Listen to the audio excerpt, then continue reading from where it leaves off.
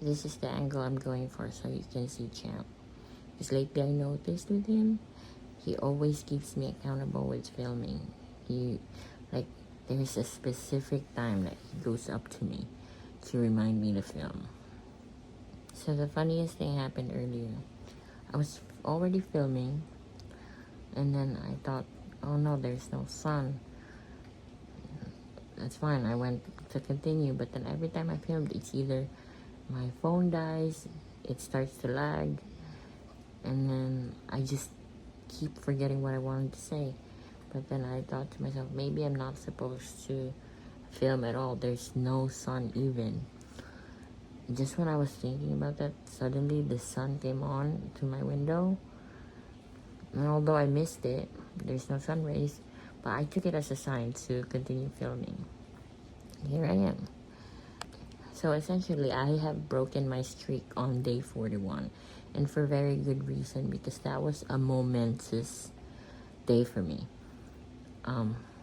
Other than the fact that I've also kind of been missing days where I didn't have to talk for like 10 to 40 minutes and saying more than 1,000 words a day.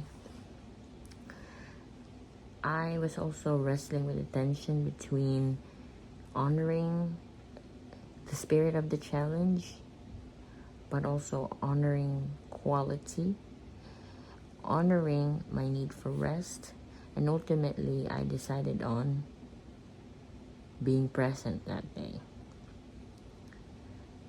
So as you've noticed, day 39 and day 40 was not about me filming something. No talking, no nothing. But those weren't like filler videos.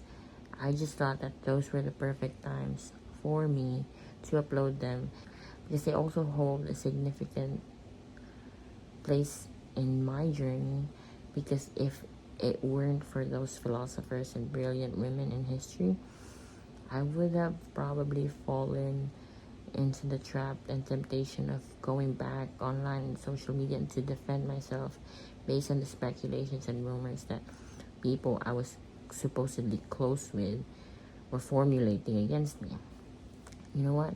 I stayed true to my obscurity and commitment to silence and completely submitting myself to my healing journey, right? Let's talk about day 41. Day 39 and day 40 was just me easing into the relaxation and the presence of mind that I needed for that day, because it was meaningful for me. And those two videos just like helped me really get into the flow of staying present and not feeling guilty about not uploading anything. I could have ultimately filmed something that day, but because I've already had a realization about this challenge, which I will share on day 60. Today, I wanted to talk about the significance of day 41 for me. So day 41 was the day that I finally set foot in the United States after dreaming of it for over 23 years. I had no family, no friends, no job prospect, and no house. What I had was a passport, 90 days of valid visa, and $1,000. So I had 90 days to make the migration permanent, which, as you can see, I've been here for 10 years, and I was able to legally transition into a green card. Here are a few things that I learned over these 10 years. If you want to make God laugh, tell him your plans. I say that because all the plans that I brought and that came with me, only one thing probably happened, and the rest discarded. So as you can imagine, a lot of the 10 years that I spent here was not me having things figured out. I was completely lost. Because, number one, the goal that I've been working on for 20 years is finally here, but I never thought that far to plan what was going to happen after. So the plans that did happen, I can only think of one. And that became the biggest lesson of my life. The ones that fell through, that I didn't mind, I understood, because now, with the way my brain works and the things that I've seen, I understand that those plans of mine were crafted, were generated when I was thinking way too small. My spirit was small, my mind was small, my vision was small. It wasn't ever going to serve me well, because I've always had this feeling since I was a kid that I was always meant for more. And from this point on, that is what I'm moving towards. Okay? Second, the plans that fell through, I understood why it had to happen, because if they did, they may have been what I wanted at that moment, but they weren't what I needed. And the ones that became the biggest lesson were essential for me to fully strip myself of the rose-colored glasses that misled me of what my life should have been. Those rose-colored glasses that were laced with idealizations and romanticizing of a life that I never had complete information about. So now, what I'm learning is that I'm going into the next phase of my life with completely clear eyes. And I'm not saying this as an optimist, I'm saying this as a realist. That feeling that I have, that I'm meant for something more, that's not random. That is the divine, that is God, that is the universe planting something in me, in my heart, in my soul, in my mind, to guide me through this life, to carry me through this life, to not even to motivate me, but to make me stay committed into the life that's always meant for me to claim and live. The world is going to be better for it if I finally align myself with the reality that's always been written in my life story. And I'm not saying this too as a woo-woo, but based on everything that I've seen so far and I've experienced, I just have a natural baseline, not just for abundance and generosity, but also to see what life is willing to give you if you're just certain of what you want, you know who you are, and you're completely committed to making it happen. I just know. So I'm going by that because I have data, I have facts, and this is not just plain observation from rose-colored glasses. No, these are not just observation from wishful thinking and aimless hope. I know this because I lived through it. And that's also another thing that I learned about myself, is that despite all the disappointments and frustrations that I have encountered over the 10 years that I lived here, I never shied away from finding somebody to trust again, to welcome in my life again, to share myself with, to share the magic of what it's like to live inside this head of mine. I've never, I've been betrayed, I've been humiliated, I've been rejected. Basically, it was just like a rerun of my life in the Philippines, but just with completely different types of characters. And even then, I still have hope. I still have that skill to see things from a brighter perspective. I'm just really grateful for that. And that is why I can never ever hate who I used to be. Because as annoying as she was, from the decisions that she's made from a survival standpoint, or survival mindset, she got me here. Granted that there was a time in my healing journey where I wanted to go back in time and smack her in the head for the decisions that she's made, because I had to completely clean her messes. 90% of the time I was grateful for her, because she was still kind. She still had, like, even if she was a part people pleaser, she still had the strongest inclination to defend herself. She will always stand up for what she believed in. She would always stand up for herself, even when everybody was trying to be against her.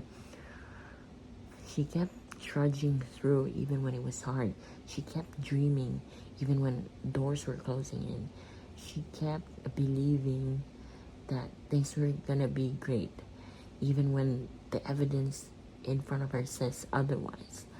And that's not something that's easy to maintain, especially when the memories you've had throughout your life always were laced with pain and heartbreak and rejection.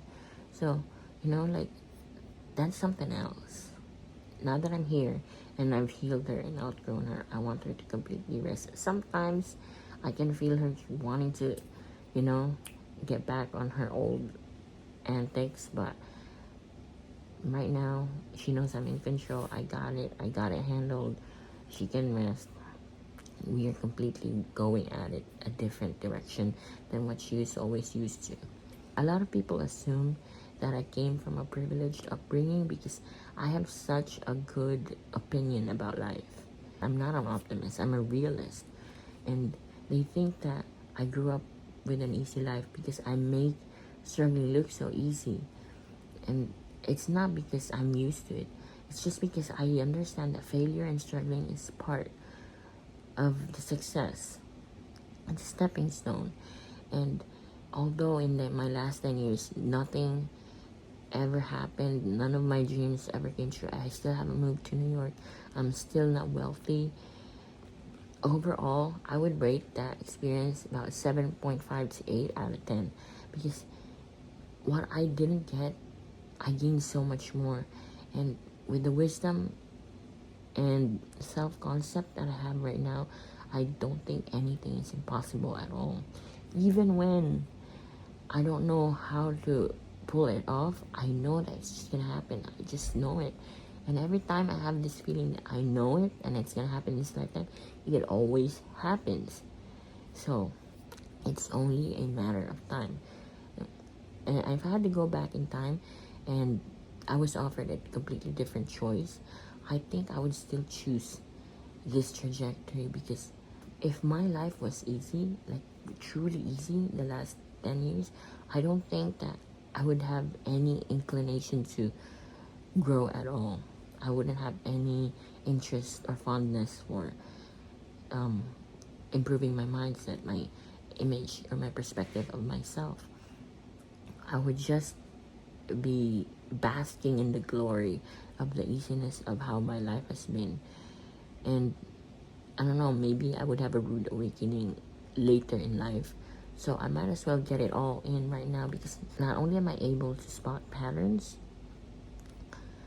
I also have a good relationship with my intuition and my logic, that every time I see something, I don't ever doubt myself anymore. If that's what I perceive it to be, I will believe it, and I'm just gonna bounce and let it play out. And every time, it always plays out the same way that I envision it to be, or that I perceived it to be. So that transformation was necessary, because it stripped me of any beliefs, romanticization, idealization, like romanticization of how my life is gonna be like that telenovela lens that I always viewed the world in, the way I approached situations, the way I thought how life was gonna unfold. I stripped myself of that, and I'm completely going into this with the clearest eyes possible. I still have my blind spots, but I trust myself enough that whatever decision I make is always going to be the right one for this time. So if it doesn't end in favorable result, then it might not be favorable for me at this time, but eventually it will make sense. So now, that experience the last 10 years, maybe it wasn't about acquiring things, acquiring possessions that will elevate me in society or in my social circle or in the perception of people that know me, but I needed it to elevate myself in my own eyes, in my own perception. I needed it to build the trust that I have within myself. I needed it to improve my self-relationship, because at the end of it all, who is going to be by my side? It's always going to be me and myself and I. So having an improved self-relationship is completely favorable for me. It's beneficial for me, because every time I go about something a different way and I fail at that, I'll just go back to myself, regroup, re-strategize, and bounce back. That's just how it is, because I know myself, I know my capabilities, I know what's waiting for me at the end of it all. So I'm not worried about it, and I think that this training was necessary. So if I were to build a life wealthy of joy, love, and like a strong relationship with family, a strong unit that I can trust, I needed to be the person that I am today. Improved self-concept, higher emotional intelligence, highly ethical reasoning. I am so proud of my integrity and the way that I respect people, that if I were to raise children in my own team, and they're going to be the smartest people, not just mentally, but also emotionally and spiritually. Therefore, even if all else fails, I know that I'm contributing something more in the world through them. They will be my legacy. But right now, in order for me to expand and hold a great amount of wealth monetarily, I also had to expand who I am. Because expanding who I am expands my wealth container. Yes, it changes me, but it's a change that's necessary for that wealth to be sustainable. Because that wealth is not just for holding performances that impress other people, but it also is to ensure that if I were to perish in this world, at least my team and whoever we care for, whatever we care for, are going to be safe and comfortable in my absence. Speaking of performance, I'm so glad that in those 10 years, I was able to strip myself of any insecurity, any misconception on, who I am, any hang-ups that I have about my past. I completely stripped myself of using my rejections and my heartbreak in the past as sob stories to connect. It completely detoxed me of the ignorant ways that I was trying to forge connections with other people. And also, I'm no longer feeling that urge to perform into somebody who I'm not, just to be liked. I don't need to go on social media to prove that I'm likable, that I'm smart. I don't need to entertain people for them to interact with me. I just enjoy who I am, and if they don't enjoy that, that's fine. They're not my people. It's just that simple.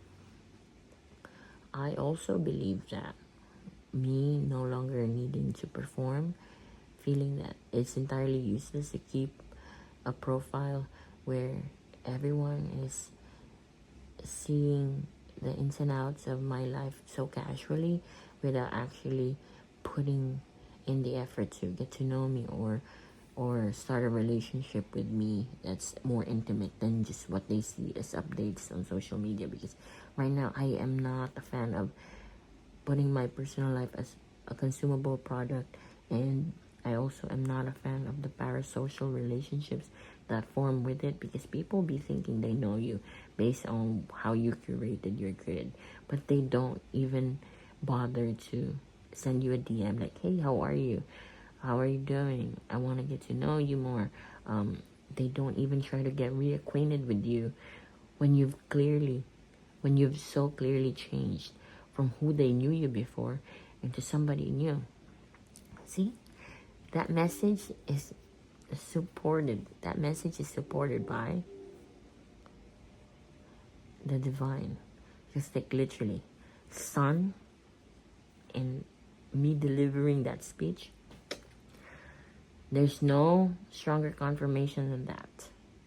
I am correct. Everything I've said right here, correct, correct, correct. I don't care if you don't agree with me. I know that it's right. Okay, moving on. So, in nurturing relationships and connections, one thing that you need to know is that people are ever evolving. They will always change. You can't expect them to stay the same as who they are when you first met them. Because that completely defeats the purpose of how fun life is if you're not allowed to change. So, one of my frustrations was that people often relate to me based on how they knew me back then. And they don't bother to get reacquainted with me, or because I get reacquainted whenever I whenever I meet with somebody that I've always known and we haven't spoken in a while. I always approach them with open mind and open eyes that, oh, this person might have changed, so I have to connect with them and let them introduce themselves to me, so I don't make them feel boxed in a perspective that they've probably outgrown. And yet they can't extend the same grace towards me, which makes me think they either don't like me or they just don't have the capacity for someone like me. And if that's the case, fine. It's cool. We just don't have to continue connecting and engaging. I respect your path. I respect your journey, but it's just not the same as mine is. Or I'm just recognize that you're not the person who's gonna be part of my future journey, because you have demonstrated to me that you don't have the capacity for me, and I need people on my side who has a capacity to be patient with me, to get to know me, and those things are only doled out by people who have genuine fondness for me. Look, the sun confirms that. So, yeah, that is something that reacquainting oneself is something that we will talk about in a different video.